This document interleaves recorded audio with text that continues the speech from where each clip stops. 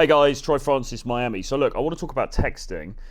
You can only be her text buddy for so long, all right? And obviously, you're going to meet women in different circumstances. Quite a few guys, even though we bang the drum for cold approach the whole time, that is going and actually speaking to people in real life and making a real life connection, a lot of guys will rely on the dating apps, okay? And that's fine. I don't have any particular beef against the dating apps. It's just that they don't work particularly well for a lot of guys. But putting that to one side, it might be that you met her on a dating app. Equally, maybe you met her through cold approach. Maybe you met her at the club, whatever, okay? You've got her contact details, all right? And now you're sort of in this communication with her. Now, for the most part, really, what you need to be doing is meeting up with her as soon as possible after you've elicited those contact details, okay? The texting part is meant to be very perfunctory, really. It's meant to be just logistically a precursor to meeting up with her. So, you know, a bit of text back and forward, a little bit of banter, as we say in London, and then you say, hey, listen, I know this cool place. How about 8 p.m. Wednesday, cocktails, ? Wear something cute, whatever, right? That's how it's meant to go. And for the most part, that's how it should go, all right? So if you've met her on a dating app and you've said, hey, let's hop over to WhatsApp or SMS or whatever, and then you arrange the date from there, fine, no problem.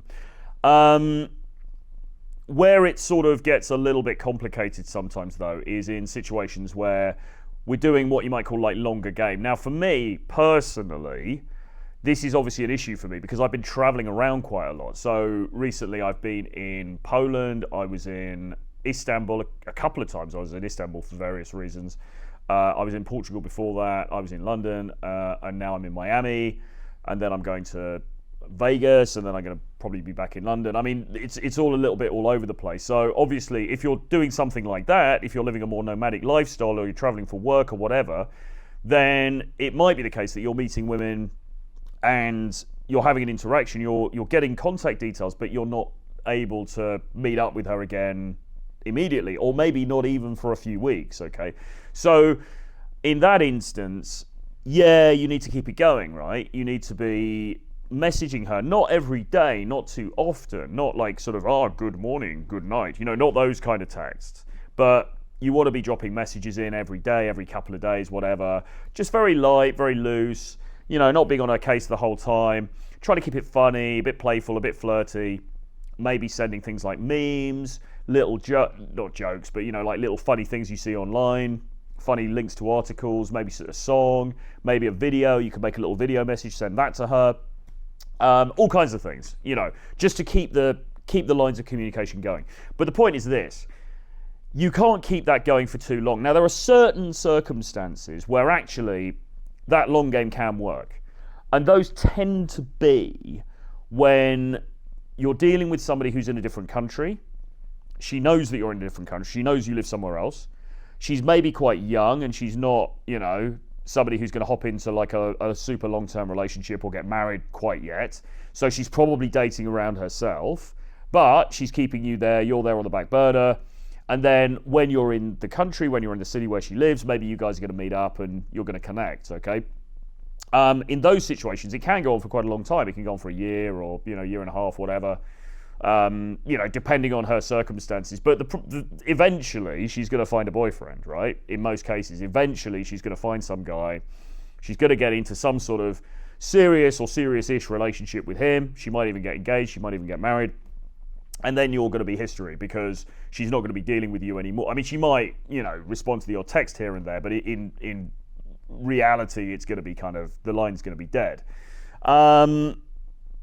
And on a long enough timeline, that happens with all of these women, right? I mean, they're not just sitting around there waiting for you to take her out. They're getting hit up with other offers. And so on a more short-term basis, if this is a girl that you met on the weekend in the club, or you met her in the bar area or on a Friday night, you want to be sort of chatting to her over the weekend, and you want to propose a date for sort of early to mid the next week. You know, you want to make things... You want to get the ball rolling. You want to get that momentum going quite quickly. In fact, the initial momentum is when you first met her.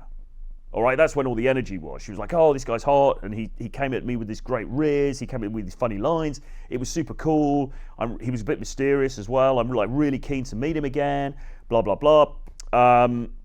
and you want to capitalize on that early emotion, because remember, dating is all about emotion. And a few days later, a week later, that's going to have died down. She's going to kind of have forgotten those emotions that maybe she felt when she first met you. And even worse, those emotions or similar emotions may be triggered by somebody else, because some other dude comes up to her in the coffee shop or whatever, hits her up on Instagram, and, you know, bang, suddenly now he's evoked those emotions and you're receding into the distant past, okay? So you need to get it going quite quickly. Now, the middle ground is maybe where you guys are in the same country.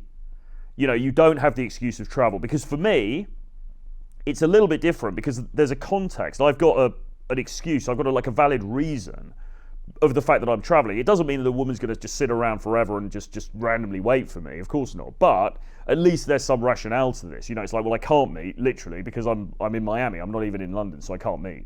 You know, and she understands that. They will understand that. But